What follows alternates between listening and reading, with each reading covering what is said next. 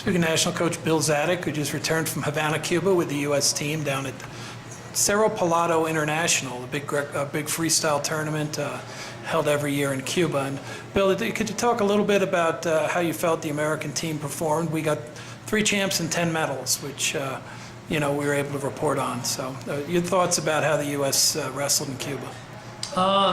Yeah, you said it. 10 medals, 3 champions. So it was a pretty solid performance overall.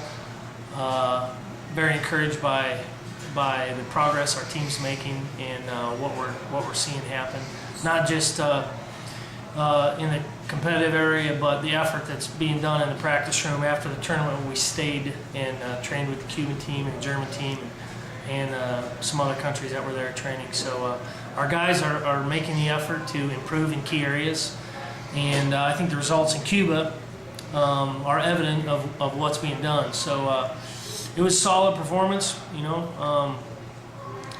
3 champs, 2 silvers, and I think, what's that leave, 5 bronze medals? Yeah. Let's talk a little about each champ. Jordan Burroughs continues to be unbeaten in freestyle since he came out on the scene on the senior level last spring, world champion. How did he perform? I know he wrestled a couple of Americans as part of this. Yeah, we had 77 guys at 74 kilo and swept the medal stand. So that was great to see that performance by USA. Burroughs specifically, he's obviously a very talented wrestler and he's got an explosive offense, but I'm continuing to be impressed by his competitiveness and his smarts. He certainly will attack, but he makes solid adjustments in positions, and he continues to fight through positions and just has a great feel. And so he's continuing to be successful, and I expect I think as our whole country is, we're hopeful that he's got great gold medal potential this summer. Let's talk a little about Dustin Kilgore, training here at the training center, Olympic red shirt. He won a gold medal down there. Beat Tommy Rowlands, a tough American world team member in the past, in the finals, and obviously had to work his way to get there. Yeah. It was a great match in the finals. Kilgore, just shows his competitiveness, his heart, the same that propelled him to an NCAA title at Kent State, and he continues to do that on the international scene. Last year, 3 weeks before the World Championships, he beat the Turk that ended up silver in the world. So no different here in Cuba. Wrestled Tommy Rowlands in the finals, and Tommy's made a huge commitment to go down to 96 and doing really good things. And Kilgore, just heart, desire, competitiveness. He gets out there and he wins. He beat a solid Cuban earlier in the tournament. He beat a German who kind of a Russian transplant. Guy looks like he's from Dagestan, but wrestles for Germany. And so he put together a real solid tournament and just kind of was in control the whole way there. Let's talk a little about Tervel Delaghnov. Just won a silver medal over at the Krasnoyarsk at the Urigan, toughest tournament in the world. Came back and took the gold in a round-robin competition at the heavyweight in Cuba. How's Tervel looking? He looked very good. Again, I think he's like the other guys. It's continuing to build, and we're seeing solid progress. Tervel again is a really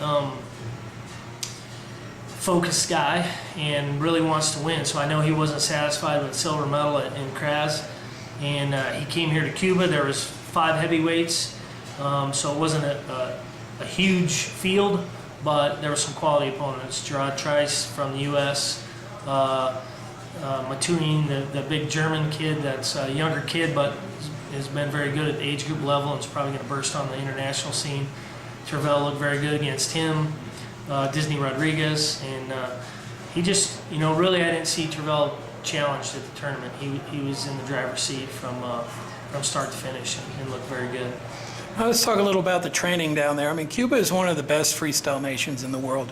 Very good at producing champions and always gives us a good fight. How did we stack up training with those guys? And I guess you said we did some extra matches later in the week with some of the people there. Yeah, we stayed after the tournament and trained for about 6 days. And there was a team from Germany, and then some of the other Latin American and South American countries had a handful of guys. So, you know, our team, our 20-plus athletes, including 2 of our developmental athletes, resident development, Destin McCauley and Tanner Hall were both down there, and competed in the tournament, and then stayed to train afterwards. And you know, Cuba is obviously a great country for wrestling. They both in Greco and Freestyle. They got a lot of talented athletes down there, and they're doing good things. So for us, it's a great opportunity to not have to travel too far, and then get some really valuable experience and train and just get a little bit different feel than we get on an everyday basis in the United States. So it was great, and guys are getting that experience and learning in positions and feeling things that they're going to feel at the Olympics, and wrestling some matches, you know, in a less competition-centered environment. Not that we're all competitors, so that's never going to leave, but because it's not in an arena and it's not an official competition, sometimes we're more apt to take chances and risks and learn. You know, that's how we learn, is taking that risk and feeling a position. And if you make a mistake, it's no big deal. You learn from it and you make an adjustment. If you're successful, great, and you continue to develop and refine in those areas. So it's a great experience all around. Now, you know, we got snow up here, but how's the weather down there? I mean, You know, is it going to be kind of similar to when we that's have the Pan Am qualifier down in Florida? I mean, Yeah, do you guys? I think so. It's always one of the fringe benefits is going to Cuba. Is it's not too far to travel, and the weather's always great. So it's probably in the 70s every day that we were there. So Yeah, that's kind of a pretty good for February. Huh? pleasant change. Yeah, it was great. Well, thanks a lot, Coach. Sounds like a great trip. Yeah, it was. Thank you.